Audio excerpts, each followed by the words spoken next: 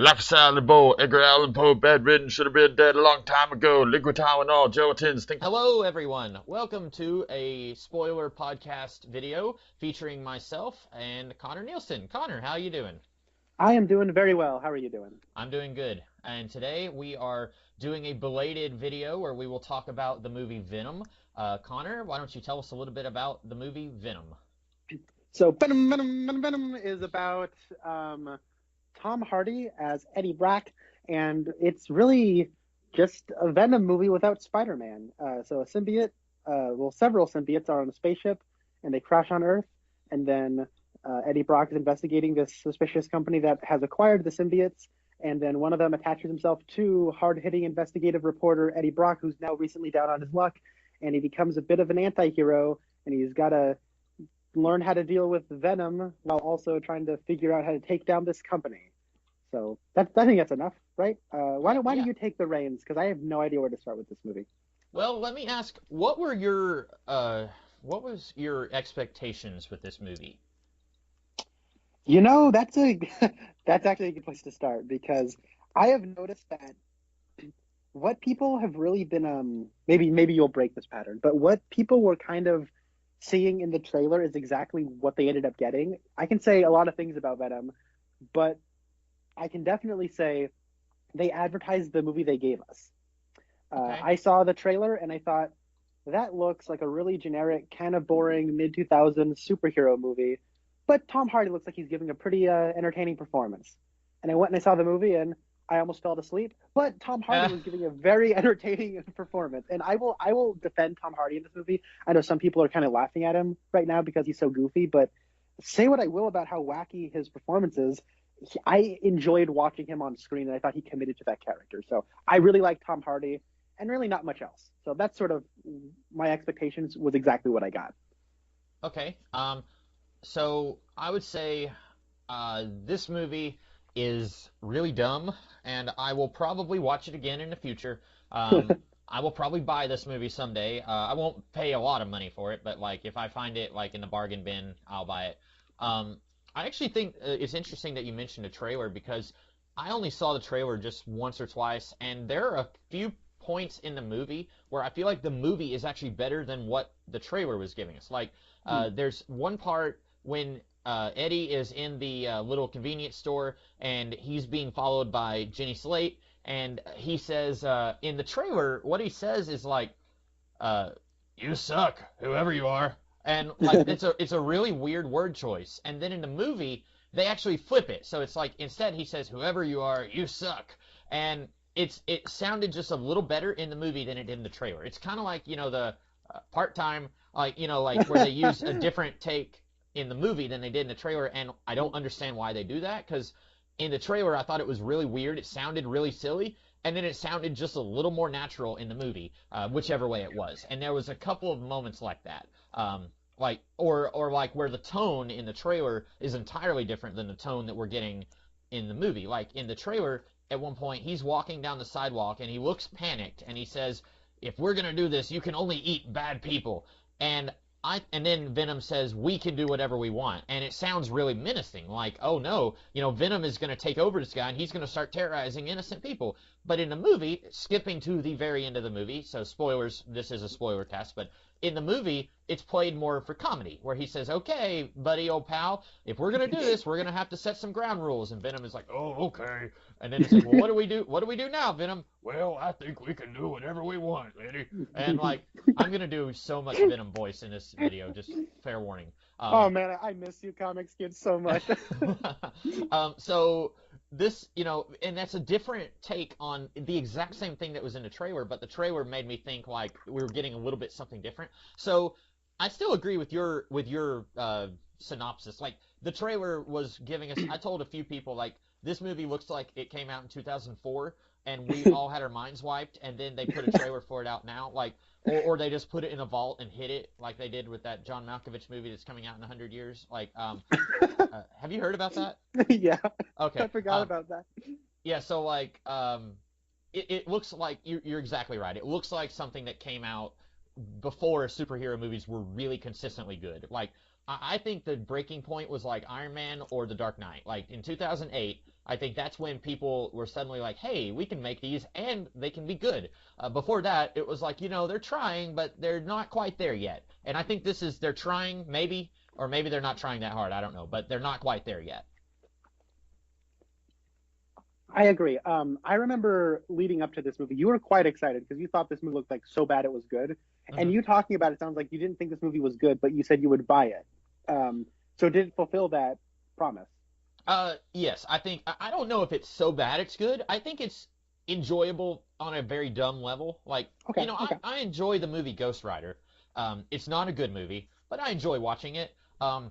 This is about like Ghost Rider, I think. Like Okay. about the same quality. And so and I buy superhero movies anyway. Like I buy, science fiction movies that I might not necessarily like, but I'll still buy it for the right price. So, it's a movie that I'll watch again in the future.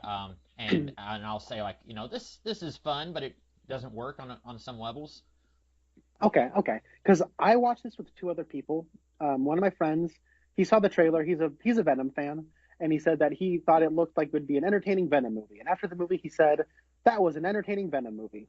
And I said I probably have no room to talk because I liked The Predator, but I thought that movie was super boring and kind of lame. Because and I almost fell asleep. And then for another friend, she said that she saw the trailer and thought it looked great, and she thought it was great. And then I talked with our colleague, Mr. Cool 210, who was on who reviews the Reviewer season 4 with us. And before going in, he thought it was going to be so bad it was good, and he came out saying it was so bad it was good. Everyone is seemingly having the experience they thought they would have, and hmm so it seems like a lot of normal audience members are really enjoying this movie. And hey, more power to you if you enjoyed this movie. Again, I'm the one schmuck who liked The Predator, hmm but yeah, I don't know how much I'm going to say about this movie because like I feel like most of this movie has like already been wiped from my mind a second time if it's already been wiped from my mind the first time. So I'm gonna let you take the lead on this one, because you'll probably say something that'll jog my memory. So yeah. Alrighty. Well, let me ask you this, because this is something I was keenly keeping an eye on, and I think my question has been answered, but I was still kind of going in somewhat optimistic. So, the Marvel Cinematic Universe, do you think this movie is part of it, or do you think it's its own thing? I don't know. I don't think it's a part of it, or at least it's not right now. I think Uh-huh. Sony's hopes is to make a product that will hopefully line up with it.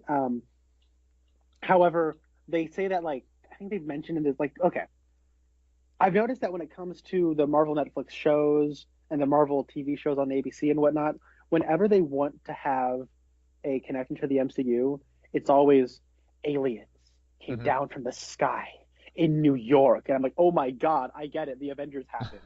So they didn't mention that in this movie. As a matter of fact, they said that there's like been no record of extraterrestrial life. I think they say that in this movie somewhere. Okay, yeah. So I don't remember that, but yeah, I'm sure there was a thing that I missed. Yeah. so maybe like that's almost like them taking a stance and saying this is not a part of the MCU because no one is making a big dramatic speech about New York. hmm No one is having a very heavy-handed. Well, we decided to call it the incident instead of hell coming from the sky. Uh, Hellfire raining down from New York skies. Um, yeah, you're right. They don't act like that happened, and they could do a weird thing where it's like this is set in 2011. But I don't like it when they do that, when they try to like play tomfoolery with the timeline just to make it fit. And this doesn't have to be set in it. I just want to live in a world where all of the Marvel characters live in the same film universe. And if it doesn't, that's fine. This movie, I don't know if it's going to get a sequel. Apparently, it's doing financially pretty okay right now. Its opening weekend was 80 million, and its budget was 100 million. So uh, right now, it's already exceeded its budget. So it'll probably do okay. I don't know if it'll make a sequel, but um, I Worldwide, though, worldwide, it made $200 million opening weekend. This thing is getting a sequel. Oh, okay. Okay, good. I guess, good for these people. I think just for me, like, a lot of people were just very adamant, like, it doesn't make any sense to do Venom before he's on Peter Parker. And sure, like, you would have to do some legwork to make it work if this is set in the MCU, but I don't have a problem with Venom getting on Eddie before Peter, Like, you could do a weird little, like, he gets on Eddie, and then he gets on Peter, and then he gets on Mac Gargan. Do some, weird stuff like that. I wouldn't mind that. And I wouldn't mind if they, kind of played it slow and had Venom meet Spider-Man, like, in 2024 or whatever. Like, have it be a little bit down the line. And by then, who knows what'll happen. But, there is I guess, do you want to talk about, did you say for both post-credit scenes?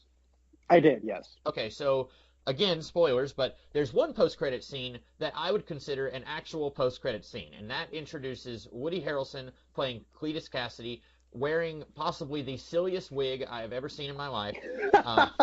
And I guess, I know jack crap about Carnage in the comics, but I guess he's supposed to have, like, really red hair, and Woody Harrelson has like very little hair, so I guess they had to give him red hair. So they gave him a silly wig, and then he's over here like, and I did like the line where he said, "Is it okay if we forego the creepy serial killer trope or something like that?" I did think that was kind of funny, but then he says something like, "There will be carnage when I get out," and I thought it's worse than that. It's worse than that. Oh, what did he say? He flipped it to make it more dramatic. He says, "When I get out, there's gonna be carnage." Dun dun dun, and then it cuts, and then like everyone in my theater was like, they'd never been to a comic book movie before. We're like, "What? Oh my god, they're doing carnage!" It's like, yeah. What else are they gonna do? Yeah, it's a Venom movie. You have like 3 villains you can use. And they already killed one of them off in this movie. Yeah, but like I thought that was weird because in the movie, Venom and Riot named themselves. Like, like on their homeworld, they had these names. Because he said, that guy's name is Riot. He's like what you would call a team leader. Or, I'm sorry, he said, that guy's name is Riot. He's what you would call a team. I'm becoming Batman, and I need to. So then, does Carnage not name himself? Because Woody Harrelson, he doesn't have the symbiote yet. So, I don't know. That's a nitpick. And I'll be doing a lot of that here. But, so that's an actual post-credit scene. And then we have, for the second post-credit scene, it was, I kid you not, me and one other guy in the theater stayed for the second one. I think everyone in my theater was just, okay, we're done, and they all just left. But, because I always, before I go see any movie nowadays, even if it's not a comic book movie, I will Google to see if there's a post-credit scene. And I try not to look at what it is, but I will just Google it just to see. But, the second one is just, as far as I can tell, just a clip from Into the Spider-Verse, right? Mm-hmm. Yeah. Okay. And it starts, it says, meanwhile, in another universe. So, and Into the Spider-Verse looks like it's going to be a whole lot of multiversal fun. And I'll probably watch that movie. So I don't like it when they try and say, look, it's a post-credit scene, but it's actually just a clip from an upcoming movie. Like, that's not a post-credit scene. That's just a teaser for, like, that's a trailer. You could have just shown, and they showed us a trailer for Spider-Verse, at least in my theater. So I felt like I just wasted my time in the credits, like, waiting for that post-credit scene. And I was thinking, oh, cool, maybe Venom is going to be Into the Spider-Verse. No, like, that scene, he's being chased by Prowler, and then he meets Peter, and then there's, like, a scene goes on way too long where he's being dragged by a subway train, and I'll watch the movie, but, I didn't need this to convince me to watch the movie. Well, I agree with you in pretty much everything you said, except this movie was like NyQuil to me. It was putting me to sleep. And so that was like my favorite part of the movie, was watching a different movie. And I think they're just trying to do that, and the whole like trying to tie it with meanwhile in another universe is them going, So. And maybe that's how they'll tie Venom into the MCU. Like, do kind of like Batman vs. Superman, where like, how Flash like comes out of nowhere and it's like, hey, Lois Lane is the key. Like, have Venom just like pop out of a portal right in the middle of like an Avengers like scene, and then he's like, hey, I'm from another universe. So let's talk about the movie, I guess. Yeah. So you're right. Tom Hardy plays. He does a really amusing performance. At times, I had trouble understanding what he was saying, and I'm beginning to think that's just Tom Hardy, because I had the same thing with Bane. And I'll admit, I haven't watched a ton of his performances. I think I've seen 4 movies with him, and a few of them, or 2 of them, weren't very good. This one and Star Trek Nemesis. But like at one point, he's in the MRI machine, and he's talking to Dan. And by the way, I just want like Eddie and Dan to just like have a buddy adventure, because like Dan is such a great guy, and I want him. Well, we'll talk about that later, but Dan is Anne's boyfriend, and yeah, well, Tom, so to set the scene for people who haven't seen the movie, if you're watching this for some reason, Eddie is with Anne, played by Michelle Williams, and I was surprised to see her in this movie because this is going to sound really elitist, but I thought she was like above this kind of movie. Yeah, I She's know. like, She's like indie darling it girl. yeah, she played like Marilyn Monroe. She's done like Academy Awards and stuff, and I didn't think she would be in a superhero movie ever, and I definitely didn't think she would be in a bad superhero movie. Like, so I thought that was weird, but they're together, and then Eddie Brock, he goes through her private files to ambush a guy in an interview, and then it gets her fired, and then she breaks off their engagement, and then 6 months later, that's when all the movie happens. And then he gets the Venom parasite, and then her boyfriend happens to be a doctor, and then he's in the MRI machine, and he says, "Rrr, rrr," and then Dan says, Anne's not here right now, it's just me. If he hadn't said that, I would have had no idea what Tom Hardy said. Like, and I'm not exaggerating. He mumbled, like, it sounded like he had sand in his mouth or something. Like, I couldn't understand what he said. I'm still, like, a lot of times I'm still amused by what he's doing. Like, at one point when he's in his apartment, he's about to eat those tater tots, and those tater tots looked really good, by the way. They were burned, but they still look good. And then Venom says, "Don't open that door."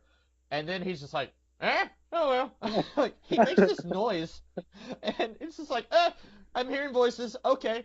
And it's like he's reacting to, like, I don't know, like something stupid that your cat did.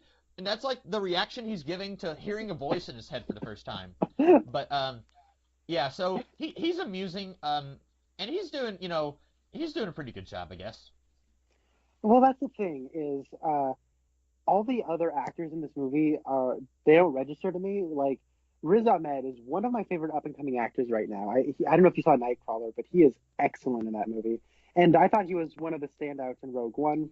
Hmm. He's a really good actor, and he looks lost and confused as the bad guy in this movie.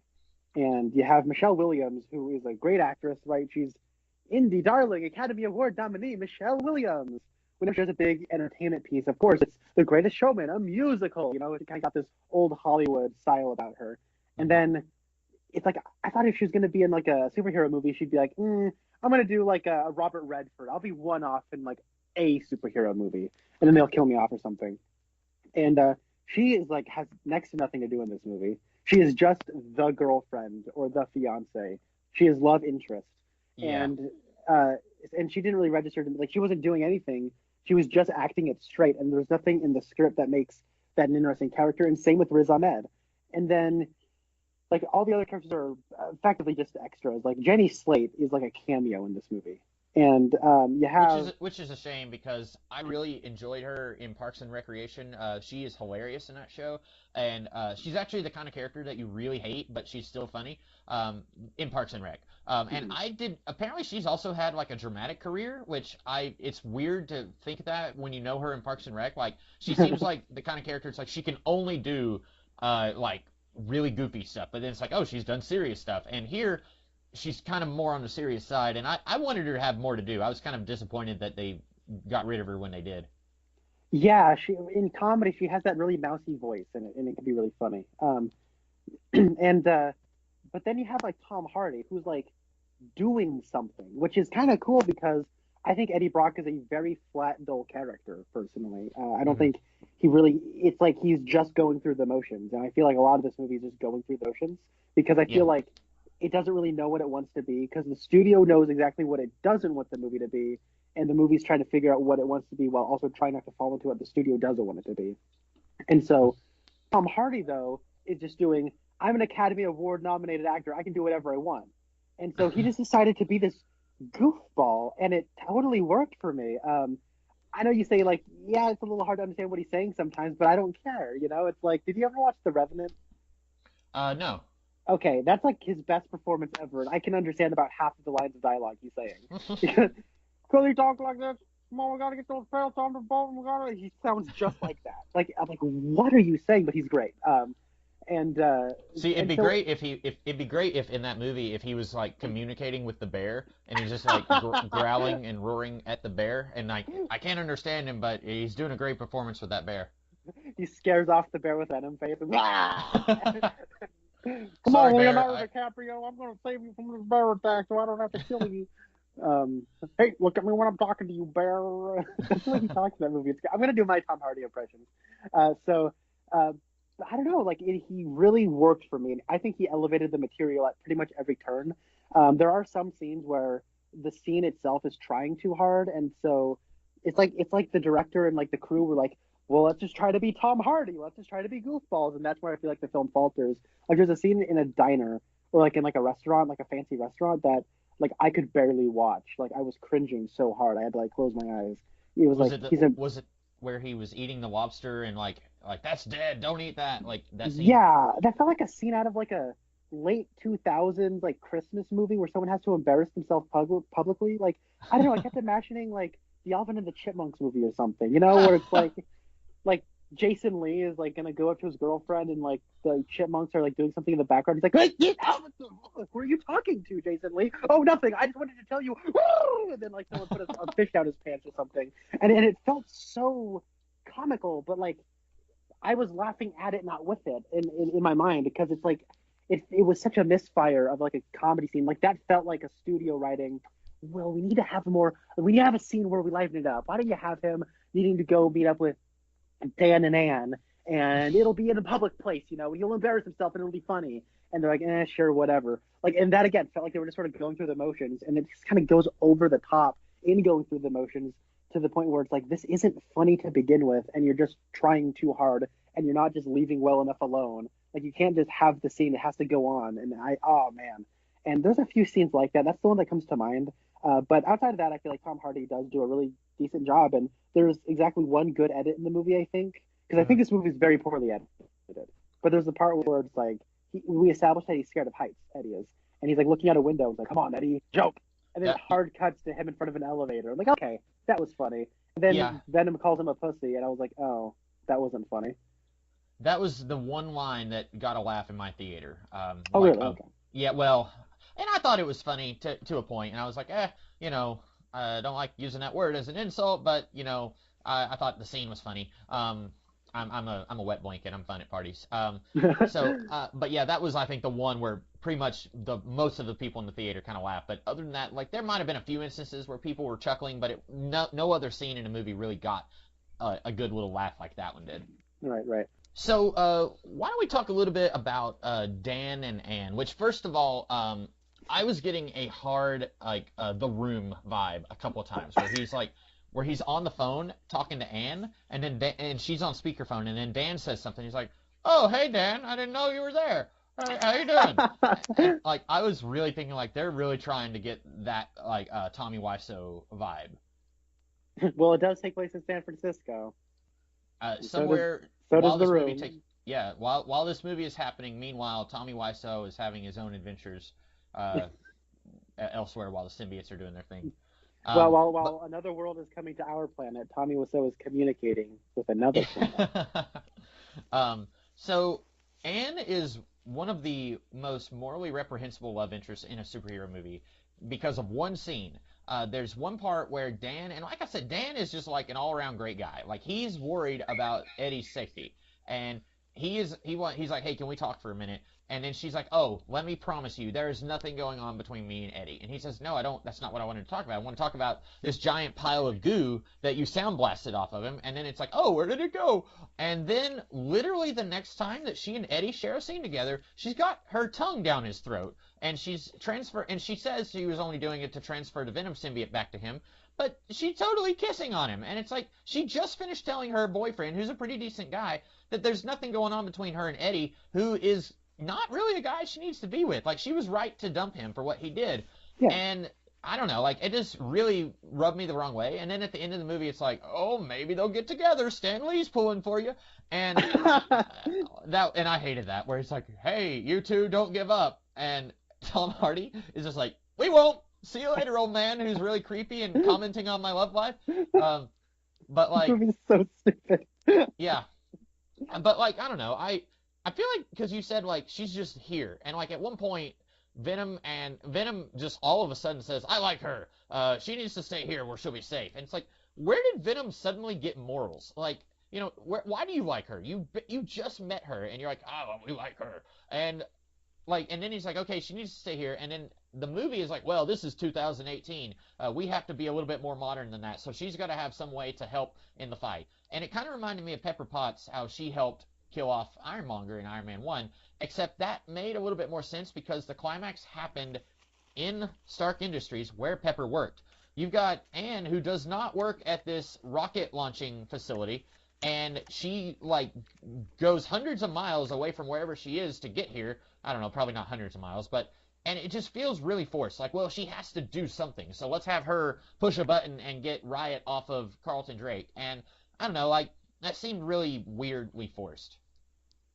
I agree. That reminded me of like Gwen Stacy at the end of Amazing Spider-Man 2, where it's Hmm. like, we got to have her doing something. She's gonna push a button to make a loud noise. Yeah. And then she has like this big moment where she's like, told you I can fight crazy or something. Like, you're just pushing a button. Like, Yeah. it feels like an artificial payoff. You know, it is like they set up, she's like, oh no, don't worry about me. I can fight crazy. And even though we don't really know anything about her, like she's a lawyer, but like we never see her doing any lawyer stuff. We just kind of have to take her word for it that she is good at being a lawyer. And then she says, I can fight crazy. And then she pushes a button. So I guess that's indicative of her character, even though she doesn't have one. So Yeah. it's like, it's a very poorly written character. And I feel like, and then like her, and the whole stuff with like her having a will they won't they with Eddie again, like you say, it makes her look bad, but like because it's just trying to conform to the basic structure of a will they won't they relationships, like romance subplot. And it's all the more worse when it's like the guy she's in a relationship with is probably the best person in the movie. Like he's like the Hmm. nicest guy. He's trying to help everyone. Like he just wants to help Eddie because he's a doctor. You know what I Hmm. mean? He doesn't stand to gain or lose anything from helping Eddie. He just does it because he's like, hey, I liked your show, and I'm Yeah. a doctor, and I like to help people. Like, make him the superhero. I don't know. Like, it's just, I Uh-huh. don't know. I whenever she Venom or whatever we're calling her, when she came in the forest and was like, "Hey Eddie," and then she starts kissing him, I for a hot second I was really hoping that it was Jenny Slate, because like I said, I liked her in this movie. I thought she was kind not I don't want to say interesting because the movie doesn't do a lot with her, but I was hoping that we could end this movie where Anne and Eddie are like platonically okay with each other, but they're not together because, like I said, I like Dan, and so I was really hoping that like we could have let this other lady maybe she gets in a relationship with Eddie, but then they just kill her off once Eddie gets the symbiote because we don't have anything left for her to do. And so I don't know, like I don't have a whole lot more to say about Anne. You're right, she doesn't have a character. She's just here to be worried about Eddie through the entire movie. And once they break up in the first 15 minutes or so, I feel like you don't need her in this movie. Like you said, she just pushes a button. You could have just as easily had Venom rip Riot off of Carlton Drake and then like throw him into the fire or something like that. Like you didn't really need her in the climax. Can we, I'm glad you brought that up because that'd be a good transition. The dialogue is really bad in this movie. Now, I don't want Tarantino when I go see a Venom movie, right? It's a Venom movie. I'm not expecting, you know, Tarantino dialogue, right? Hmm. But I really was getting annoyed at the dialogue. Now, the funniest line from the trailer is not actually in the movie, and I can't tell if that's a good thing or a bad thing. But the line where he's like, "The guy you work for is the evil person," like that's the actual line that was in the trailer. The guy you work for is the evil person, Yeah. and that's not in the movie. But like, oh boy, how did we get onto this? Riot, Carlton Drake. Yeah, okay, yeah. Where it's like, um, your weakness. Like I think the dialogue is exactly this. Like your weakness is or is high frequencies, and he goes yes and fire. Hmm. We need to set up that I am allergic to fire. Yeah, like most people are weakened by fire. Like I don't know. It seems like that was one of those things where like that seems like an after the fact thing. Like we didn't write into the movie that Venom is weakness is fire. So when we blow up the ship at the end, like we're supposed to feel some kind of drama that oh no, Venom is getting engulfed in the flames. He's weak to fire. So it does almost feel like this last minute. Oh yeah, and fire. Don't forget that. And it's like it sounds like they're talking like a Wikipedia page. Your weakness is fire. Yes. Sorry, your weakness is loud frequencies. Yes, and fire. It's like Hmm. um, that's one element, and then the other stuff is like the evil mad scientist guy is so blatant. Like everything is so on the nose, obvious. Like it almost feels like a first draft dialogue. I'm not saying the movie itself is a first draft, but the dialogue feels like something out of the first draft of a movie. You catch my drift? Where it does feel Yeah. like placeholder lines of like, I'm just gonna put this here for right now. Later when I go through it, this dialogue as is just here to get the idea across, and I'll refine it when I go back on a second draft. And it's Hmm. like they forgot to do the second draft of the dialogue. So the dialogue is very much, we need to get to point A to point B so that we can do this. Yes, I agree. And it's like, oh my goodness. And since everyone who's not Tom Hardy is really not doing anything fun with the dialogue, it is really awkward to watch. At least I found it to be. Hmm. I was thinking of this earlier. Like, it's not even. Sometimes it feels even worse than first draft dialogue. It feels like zeroth draft dialogue. Like, it's even worse than like placeholder. Like, and I can't think of a good example right now. Because I watched it like a little over a week ago. And so I feel like it's just I don't know. Like the line you said, like you're working for the evil person. I thought that was actually a really laughably cringy line. And it was still there was some version of that in the movie because where she said, "No, I don't work for him. My firm does, and I'm sure he's an okay guy." And it's like, "Oh wait, no, he's not. It turns out he's experimenting on homeless people. Like that's not good." But yeah, like it's a really weird like you said, we don't really have a character for Anne, and we have to have some conflict so that we can have because they're already in an established relationship, and most superhero movies are going to build to that relationship. So this does the opposite, where they're in a relationship, then we break it apart, and then we're going to try and build it back together, but then they both become kind of scummy because they're kind of sort of cheating on Dan, and we have to have a conflict for them to break up, so let's have her work for the evil person, and I don't know, like, I feel like we're kind of spinning our wheels on it, but um, you were mentioning like that the dialogue. I thought for a minute you were going to go to the lighting because the last fight between Riot and Venom, I could not tell what was going on. Me neither. Yeah, no, It's me it's neither. dark. Like the scene is dark, and I feel like these movies always do this. Like, let's set the scene at night and let's have it rain so that you cannot tell what's going on. And And let's have our main character be black. both of them, like Both Riot of and them, Venom, look the dark gray same. and black. Yeah, they're blobby CGI goos. One And is like black what? and one is dark gray. And when they're moving so fast, light is reflecting off of them the exact same way. It's like I have no clue what is happening. And Yeah. it's so fast, and the camera's not capturing it in a particularly stylized way that it's just like I don't know what's going on. And that's when I was like, you know what? I don't care. And I just kind of closed my eyes and leaned back for a second. Like, all right. Yeah, exactly. I couldn't have said it better myself. I don't know a whole lot about the symbiotes other than Venom, and I don't know a whole lot about like Venom as his own character. I know Venom from Spider-Man the Animated Series, which I haven't watched an episode of since I was like in the single digits of my age, and I know him from Spider-Man 3. So like I don't know that much about Venom's own lore, but I feel like they could have chosen a different symbiote who's like a different color, and maybe we could have like we could tell what's going on, something like that. Because there's a whole bunch of symbiotes in this movie. Like, and I don't know what color Riot is in the comics, but if he is this color, then maybe they could have just gotten like Carnage, just start with Carnage or whatever. Yeah. Or I don't know. Yeah, I'm just looking him up right now. Riot is basically the same color as Venom in the comics, so they could have done like any of the other symbiotes, and it would be just a little easier to tell what's going on.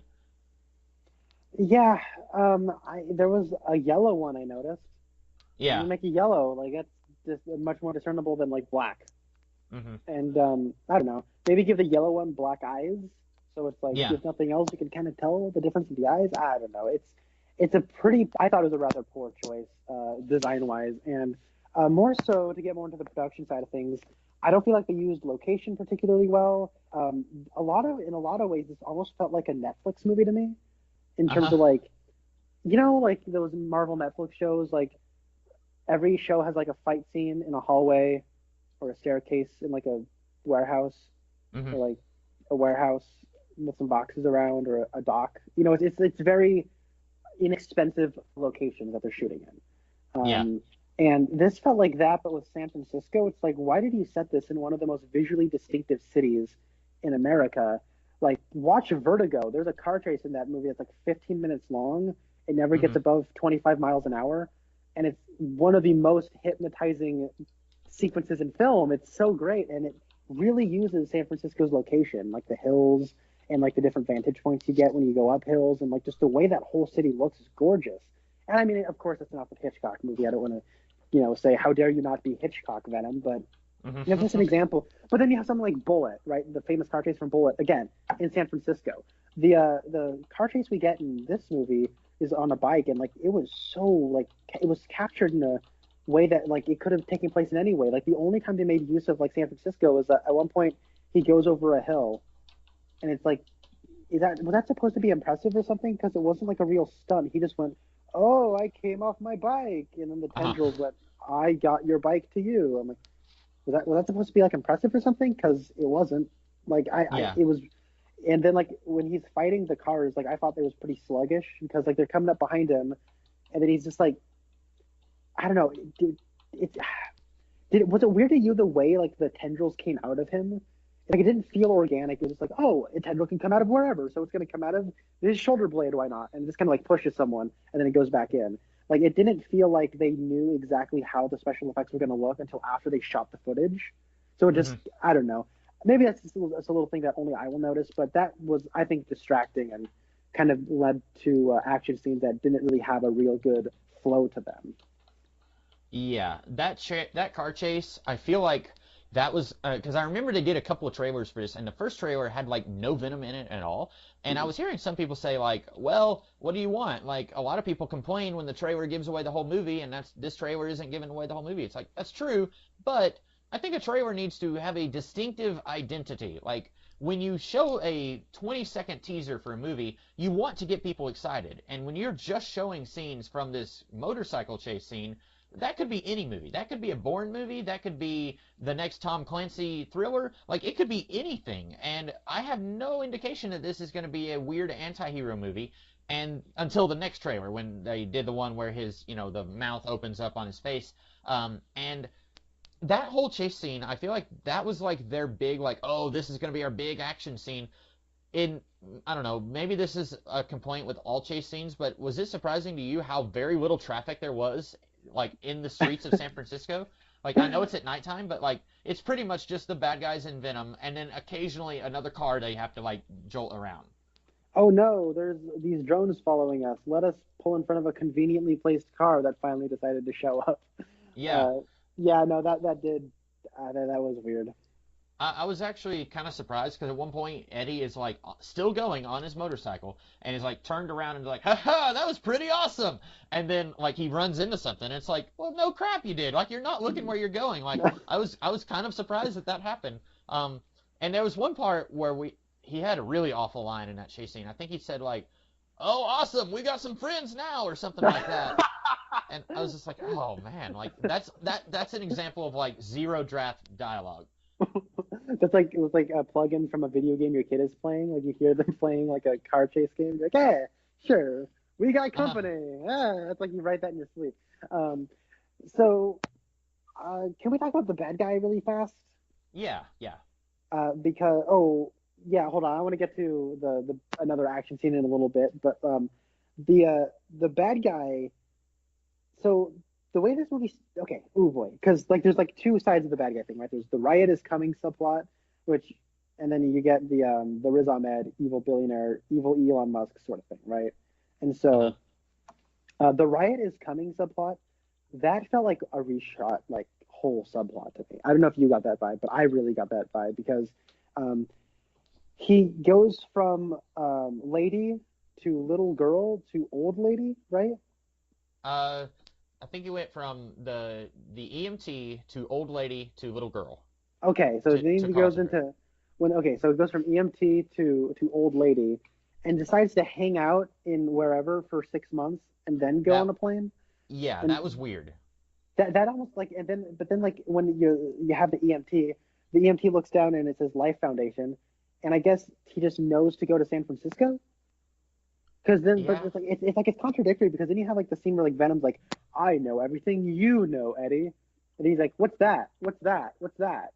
And so it's like, so do you know that everything? Like it's like right there, it's contradicting itself. And then so I don't know whether to apply that to Riot or not. Does Riot know everything is EMT? Because I imagine the EMT who works for the Life Foundation would know that the Life Foundation headquarters is in San Francisco, right? Like, but I don't know because the movie is contradicting itself with its logic. So I don't know where, like, how this thing knows where to go, and then just hangs out in China for 6 months, and then decides to go to San Francisco because it's convenient for the plot. Because dramatically, it would be really effective if he attached himself to Carlton Drake at the same. Like, it would have honestly been better if the big reveal was that Carlton Drake was being mind controlled by Riot the whole time, and we didn't know till the third act. Like, that would have been a better reveal. Yeah. And it's almost because you're right. It's weird that like we see the Riot symbiote getting on all these people, and then we jump 6 months in the future, and then it's still on the little girl, or I don't remember when the who it's on before the 6 month jump, but like it's weird that we have that. And I understand why we have to have 6 months later because we want Anne to have a new boyfriend who can contribute to the plot. But how much does Dan really add to the plot? And I liked him, but did we have to have the 6 month jump? Like, could we have just had him get fired and then get broken up with, and then he's trying to win her back, and she's like, no, but then she's also worried about him because he's like making a scene in restaurants and stuff. Did we really have to have the 6 month jump? I guess is what because you're right, that is really weird. Yeah, I have stuff to say about that because we'll get to that in a little bit. But here's an idea. Why don't we just make Dan his doctor? Doesn't really get who Anne is. Anne is just a concerned ex-fiance. There's, obviously you would still like, okay, if I had a fiance and we broke up and then something really bad was happening to me, chances are I can go back to my fiance and be like, hey, look, I know we're not a thing anymore, but there's something really going on with me. And it's like, I imagine that my ex-fiance would be like, okay, I'll help you out, right?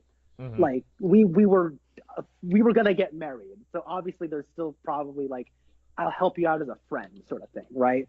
That doesn't strike me as out of the ordinary. And like, what if Dan is just his doctor, nothing more, and then you can have Anne and Dan and Anne, where their couple name would be Dan with two N's, and then the Anne, and so you have them just like together in a room because they're both there for Eddie. They don't have to be in a relationship. It is just really awkward, like drama for the sake of drama, and it's just a love triangle because why not? That's dramatic, I guess. Like traditionally speaking, that's easy drama. So yeah. You're talking about the 6 month jump though. We don't need it. In fact, I was actually watching this movie thinking like, as we were watching it all happen, I was like, why are we watching this? Like, what if it just started off and he was down on his luck? And then if it was the case, I would probably be thinking, I kind of wish I knew how he got down on his luck, right? Show, don't tell. Show me him getting down on his luck. And they actually did show us it. But it feels like they're just wasting time. And so that ultimately just comes down to the point of, oh, I just don't care about Eddie. Like, I like Tom Hardy's performance, but I don't like this character very much. It's very much going through the motions. He's a hard-hitting journalistic reporter. He's doing all the things. He's asking the hard questions. And one day he, does something a little, he does something nefarious in order to get the questions to push the right buttons. And then he pushes the button on Carlton Drake during an interview, and he maybe got too ambitious for his own good. Then he gets dumped by his news company. And it's like all of that just feels like a Mad Lib. Like it's like a pre-orchestrated, it's like a Mad Lib script where it's like, insert name here, a hard-hitting investigative journalist interviews, insert name here, the CEO of insert company name here. It's like plug-and-play script. And so, and then it's like, oh, but he's down on his luck, but he's still a nice guy. He doesn't have a job in the most expensive city to live in, but he's still giving $20 to a homeless person. Yeah. Like, I don't know. It was all so, it was like, the character they were trying to like show us as like a person who kind of has become jaded and bittered also kind of clashes with him being a nice guy thing. So I don't know. I really couldn't attach myself to this character. Yeah. You're right. I did think it was weird where it's like, on the one hand, they want us to like, oh, we like this guy. He's giving money to the homeless lady, and he has kind of a rapport with her, and he tries to save her life. But at the same time, like, we see that he's, like, got all these unpaid bills, and it's like, wait a minute, you're just, like, throwing away money over here. Like, I get that you're, like, trying to be a decent guy, but you're living in a really crappy apartment, and you got, like, I don't know, like, it's a really strange, and, like, what's he been doing for 6 months? Like, where did all this money come from? Like, because it looked like Anne just gave him a box and said, get out of my life. Like, yeah I don't know, like, it doesn't. It's not as bad as the time jump in the Fan Four Stick movie. I'll say that. No, no. When it time jumped in Fantastic, that movie imploded. Yeah. Uh, Um. And when I say like when we talk about how dumb this movie is, I like this movie better than Batman vs Superman. I like this movie better than Fan Four Stick. I like it better than Suicide Squad. So it's not like in the bottom five superhero movies for me, but it's also like we said, this feels like it was made in 2004, and we've come so far, and it feels like these guys just haven't watched any of the superhero movies since 2008. I don't know, because it really does feel like they're just kind of like, uh, I don't know. yeah, it's like we know superhero movies are a thing, but we really haven't watched any in a while. So let's make a superhero movie. It's like the last one Yeah. they watched was Daredevil or something, and so Hmm. and not the TV show. You think okay, the guy who plays his boss in the beginning of the movie, he's in the Luke Cage TV show, and Oh, is he the one who not Pops but the other guy? yeah, the guy who plays Chess, Bobby Fischer. They call him Bobby Fischer, and Yeah. so Okay. it was just kind of funny when I'm like, hey, it's Fish from Luke Cage. Nice. I knew he looked familiar, and I was like, where have I seen him before? I forgot about him being in Luke Cage. So I guess that well, I was gonna say I guess that pokes a hole in my Marvel Cinematic Universe question, but then we also had the villain from Luke Cage in Civil War playing a different character, so maybe who knows? Maybe, yeah. But yeah, and I love how like his boss is like, okay, you do the hard hitting, like you ask the tough questions, you expose corruption everywhere. So I'm gonna send you to interview this guy that you think is evil. And I want you to just be nice to him. I want you to only, and it's like, and then Eddie, he's like, okay, and then immediately he says, no, I'm not gonna do that. Like he tells Anne he's gonna like do the hard hitting journalist thing. And on the one hand, I'm thinking, yeah, the boss needs to expect his employees to follow the rules. I get that. But why are you sending Eddie Brock to interview this guy? You could send Yeah. any of your interviewers and they will actually follow the rules. And then you will keep Eddie doing the Eddie Brock show, which you have just admitted is like the best thing that's ever happened to the network. And he's not going to make a fool of himself interviewing Carlton Drake. And then you can still get your fluff piece interview with Carlton Drake from some other interviewee. And it's one of those things where it has to happen this way so that Eddie can eventually get the symbiote, but it seems really short-sighted of his boss to do it that way. Yeah, I agree. It is pretty contrived. And so another thing that I thought was contrived in this movie was the whole villain plot when we finally get to that. He's like, I want to go up into space. And then Riot gets a hold of him, and then Riot wants to go into space. Yeah, and like, that also seemed like they conveniently want the same thing, and then it's like the guy in the launch room is like, oh, I don't know about this, and it's like, and then we're supposed to be really scared because he turns into Riot, but it's like he would have just fired that guy even if he didn't have Riot in him. Like I don't know, like the whole Riot element just felt like, well, okay, we got Venom, and we got to have him fight a bigger Venom. You know, it's like whatever. yeah. I thought it was weird. So you're right. The villain plot is really weak. And like I feel like he's a better villain when he doesn't have the symbiote on him. And I do agree with you. It would have been cool if in the third act if we reveal that he has a symbiote without leading up to it like that. But I think he's more like his motivations before he gets the symbiote at least kind of makes sense. I'm not saying he has a point or anything, but like where he's like, yeah, we're destroying this planet, so I want to get off this planet right now. He's kind of like what's his name? Elon Musk. Elon Musk. Yeah. I don't know anything about real people, so he's kind of like that guy if he was even worse. Like, I feel like that at least makes sense. But then once he gets the symbiote, it's like, oh, we want to go out into space. Okay. Why? Like, you've got the Riot symbiote anyway. Like, you've got a planet here of people you can eat. Why do you want to go back into space? And then at the end when he's like, Venom, get back on the spaceship. Okay, but there's all these other symbiotes that are also on Earth. Are you going to get them before you leave? Yeah. So Also, Elon Musk wants to go out into space because they're symbiotes, and we can merge with them, and then that way we can live forever. But then we find out that they need to like eat people and like living things in order to live. And so if we live with them on Earth, then they're just gonna like eat people, but the people have symbiotes in them. So it's like really weird. Okay, maybe they won't eat people. Maybe they'll just eat like animals. But like before we know it, it's like, aren't we just gonna eat every living animal? But then the symbiotes can merge with animals too. So like, are symbiotes cool with cannibalism or not? Because even if like so it's like I don't know. There's no logic to it other than and the symbiotes want to eat people. And I don't know. I feel like this whole bad guy plot was not thought out at all. Do what? I feel like this bad guy plot was not thought out at all.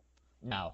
And why don't we talk about Venom? How he suddenly is like, okay, I'm a good guy now. Like that was really weird. I think this movie, because like at the end of the movie, Venom says, "But we better find some bad people quick, because your organs are starting to look mighty tasty," or something like that.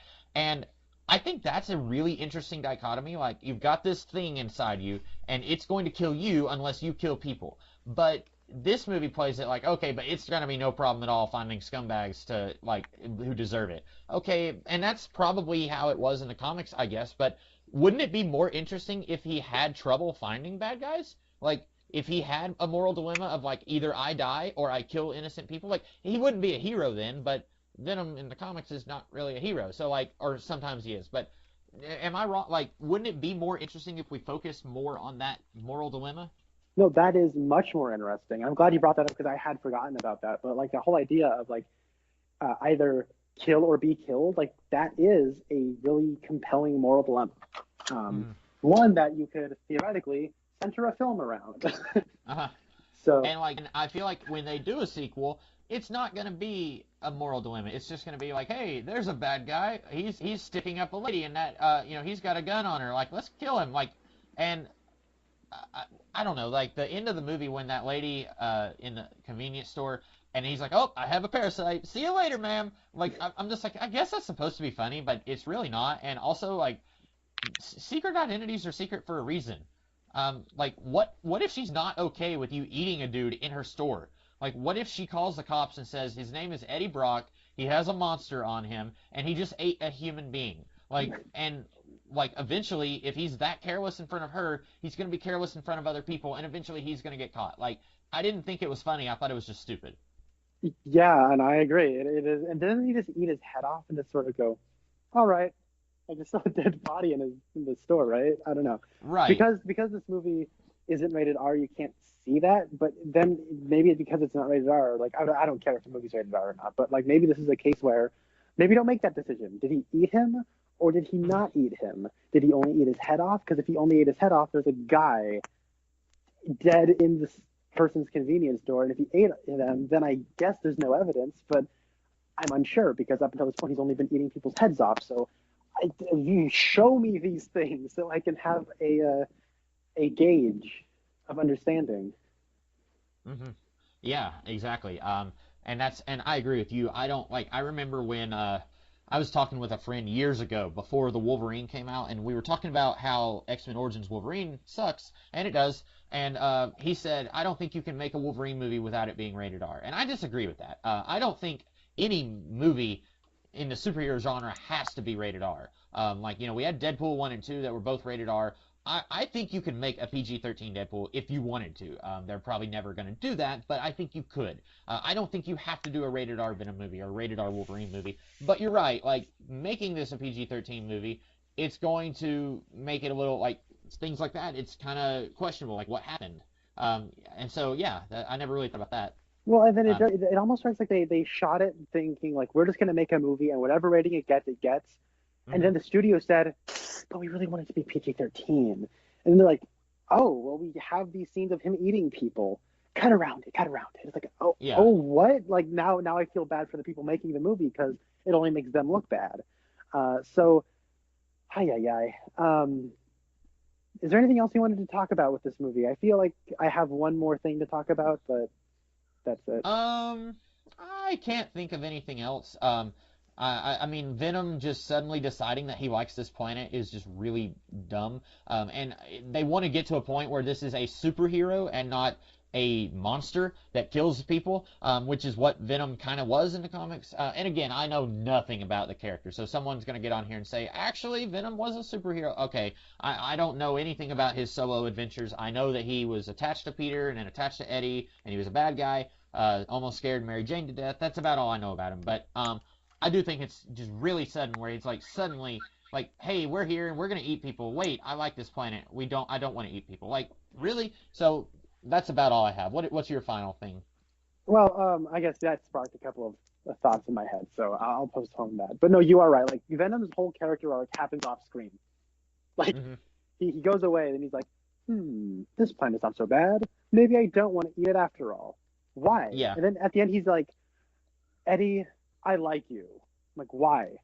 What like there's been like no like building. You guys have had some banter, but that's it. Like, but that hasn't grown into anything else. And then he's like, you're a loser. Like, I'm a loser on my home planet, like you. And I'm like, but Eddie's not really a loser, right? Like, he was a very successful journalist whose life got taken away from him by an evil billionaire. Like, you know what I mean? Like, he's not really a loser. He's a victim of this guy. So I don't get how that makes him a loser. He's a goofball, but like, I don't know. He's actively looking for a job and can't get one. And you're the one who's making him look like a donkey in public. So I don't know. Like, I don't get how he's a loser. So that was all weird to me. And I thought that line was really funny, and I don't think it was meant to be. But when he said, "I'm kind of a loser too," I was like, "Oh, that's really hilarious." But again, I'm not sure if I was meant to laugh at that. And I'm just imagining, because they don't have like solid form unless they have a host. So like, I'm just imagining this planet with all these liquid blobs, and one liquid blob saying, "That Venom guy's a loser." Right? He's such a jerk. Like, I hate him. Like, what is life like on their homeworld? I just want to know. That's funny. I don't know. That would be a funny little like bit on SNL or something. Where it's a bunch of blobs, stop motion blobs. This blob can't run as fast as the other blobs. Yeah. It would be like a snail race from SpongeBob. I don't know. So what was some of your other thoughts? So I will say, I didn't miss Spider-Man in this movie. Like, I don't know or care about Venom very much. And I was kind of watching this thinking, well, it's a Venom movie. Don't know what else to say about this, and like, I don't know. I didn't miss Spider-Man. It wasn't like, if only they had Spider-Man, this movie would work. No. Like, I do think that this movie does live or die on its own merits. And I think, if for nothing else, they did a decent job of trying to make this thing independent. It didn't feel like it was missing anything. It's like all the pieces were here to make a decent movie. I think they just, blundered it. So, also, I want to talk about I have one more thing, but I'll let you respond to that. Oh, I was just gonna say, I agree. This movie they've been wanting to make a Venom movie since Spider-Man 3, and I think it's an okay movie. I think that, like, I remember when Spider-Man 3 came out, and they were like, we're talking about doing a Venom movie, and I remember thinking, but didn't you destroy the symbiote in that movie? How are you doing a Venom movie? And then it was like Amazing Spider-Man, and that guy that played Flash Thompson was like, I'd really like to do the Flash Thompson Agent Venom thing. And I remember thinking, like, but you're still a high school student, like, and like, how are you doing the Venom thing? And then that whole Sony Spider-Verse thing didn't work out. So, they finally made a movie, and it was all right. What was you were going to say something else? I feel like I've been postponing this so long it's irrelevant, but that fight scene where he fights all the army people in the lobby, I feel like an action scene out of like Iron Fist. Where it's like in the lobby of some building somewhere. I don't know. Yeah. I've postponed that so long it's irrelevant now. I did have one other thing. I thought this was kind of cool. It's not the movie itself, but when I went to the theater, I don't know how they did it with you. I have an AMC theater, and buying tickets, they offered a free Venom comic book. And I don't even know how many pages it was. I didn't pick one up because I don't need more stuff cluttering my house, and I kind of want the movie to stand on its own. I don't want a prequel or a tie-in comic to add to what should have been in the movie. So I feel like the movie just needs to stand on its own, but I like the idea of trying to get people into comic books. Superhero movies are huge. Infinity War is probably going to be financially the biggest movie of this year. So I think it's cool that some comic book movie is trying to like show people, hey, if you like this movie, there's more where that came from. You got Donny Cates writing Venom right now. Like, you might want to check that out. That might not have been what the free comic was. It might have just been like an adaptation of the movie or an adaptation of a scene from the movie, but I like that they're at least trying that. I don't know why Marvel's not doing that, why we're not getting, like, when Infinity War comes out, show us what's going on in the Avengers comics right now. It can just be like a little 8-page teaser, and people will be interested. Some people, not everyone, but you're going to have people who are going to say, oh, $4 for a single issue, no thanks. But you'll get some people if you do something like that. So I thought that was kind of cool. Yeah, think about like kids, right? Like that's really who that'll be for. I mean, I guess this is PG-13, and I mean, I guess kids can go see it. But it's like if I'm a kid, I've always thought comics were interesting. I didn't start reading till I was like 16, but I'd always kind of had this admiration for comics as a medium, but I didn't really know where to start. And then I started reading, and I was like, oh, I like comics. And so I think there were probably a lot of kids like that too, where they're like, comics seem like a cool thing, but there's a lot of them, and I don't really know where to start. And it's like, hey, here's a comic you can read. And it seems pretty cool. No, I appreciate that. That's a cool thing they're doing. Yeah, so anyway, more comic book movies need to do that. So what was your, you had some final thoughts that I keep interrupting you on? No, that was it. This movie I found to be really, if the way it looks is generic, the way, like, I don't know. I thought that I'm surprised that, like, even people who don't like this movie are saying it's really entertaining. I just did not have that experience with it at all. So I guess I know I'm in the minority with that, but like this movie really did almost put me to sleep. But I will say it did feel anachronistic, right? Like this movie in general, it feels like a 2004 movie down to Eminem doing a song. Venom, come and get him, Venom, Venom, Venom. That actually reminded me of like even like the 90s, like Will Smith doing like the iRobot rap or something like that. I thought it was kind of catchy, but yeah. I enjoyed watching it, but in my heart, I know this is a bad movie. But like, and like just narratively, that almost nothing works. Like, the characters don't work, but I still enjoyed it. But I didn't have as bad of a reaction as you did, where like I almost fell asleep. But I'm not gonna say that this is a good movie or anything like that. Right. Well, I'm glad you were at least enjoyed watching it. I said, I might have no room to talk. I liked The Predator, so no one liked that, but me, I guess. Well, my boss liked it, and I still haven't seen it. That was one I've only ever seen I've seen all the Predator movies once, so I was just like, I don't know if I have to go to the theater to see that one. You don't. But it is very much a guilty pleasure of mine. But I'll say, that Shane Black, that knows how to make a movie with personality, even when the plot of his Predator movie is horribly convoluted and almost makes no sense. It has a lot of personality, and it's almost like the plot doesn't even matter. And so I'm like, hey, you know what? This is a sloppy good time. So. Yeah. Why don't we, I guess, I mean, we don't have to rate it. I think we both know kind of it's not a good movie, but what are your thoughts on what they might do with I know they're going to probably do Carnage if they do a sequel, but and I'm guessing they're not going to tie this to the MCU. If anything, I forgot to mention this. There was an interview with Kevin Feige and someone else. It was a lady who works for Sony. So it was it's Amy Pascal, and Amy Pascal. Yeah, and so someone was asking them about, I don't even know what the question was, but the lady said these movies take place in the same universe, and Kevin Feige kind of had this look like, what did you just say? And this movie, like, it doesn't really indicate one way or another, unless there is that line which I missed about like no alien life. But like, I'm gonna assume Kevin Feige's gonna watch this and he's gonna say, oh, no thanks, that doesn't have to be in our universe. Like, which, it is what it is. Like, if they decide to connect it, I'll be excited to see what they do with interactions between Tom Holland and what's his name, Tom Hardy, Tom and Tom. Tom H and Tom H. Yeah. Hey, I didn't think about that. Tom H and Tom H, both Brits playing people from Brooklyn. And Tom Holland could probably give Tom Hardy a few pointers on like how to sound like someone from Brooklyn. But yeah, I don't know. I'd be totally happy if Tom Hardy just kept doing what he's doing, because I love it. I don't know what he's doing, but I love it. Yeah. So we're probably gonna get another Venom movie. It's gonna have Woody Harrelson with that goofy wig. He's gonna be Carnage. Probably get some more scenes with Dan, Ann, and Eddie. Yeah, usually I try to end one of these like, what do you think's gonna happen next? But with this one, I don't even know if I have the energy to like speculate further. I don't know. I think it's just probably going to be.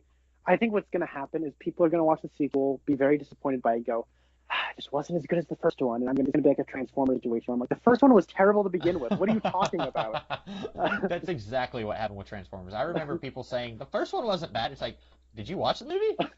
I binged all of them before the fifth one came out, and Spencer and I turned to each other at the end of the first one, and we're like, and people say that's good? Like, what on earth? And we watched the second one, and we're like, yeah, it's terrible. Not much worse than the first one. Like, it's, none of them are good.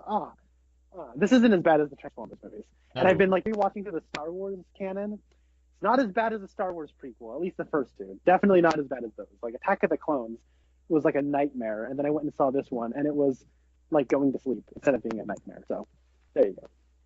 Okay. So, are you going to be watching Aquaman?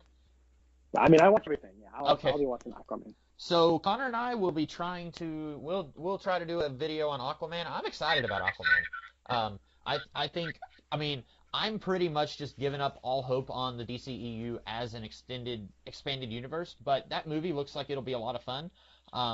If anything, like, it looks like it's going to be visually entertaining. I don't know. We'll see. I'm still very much like, whatever happens with the DC universe stuff will happen. I'm probably going to watch Spider-Verse.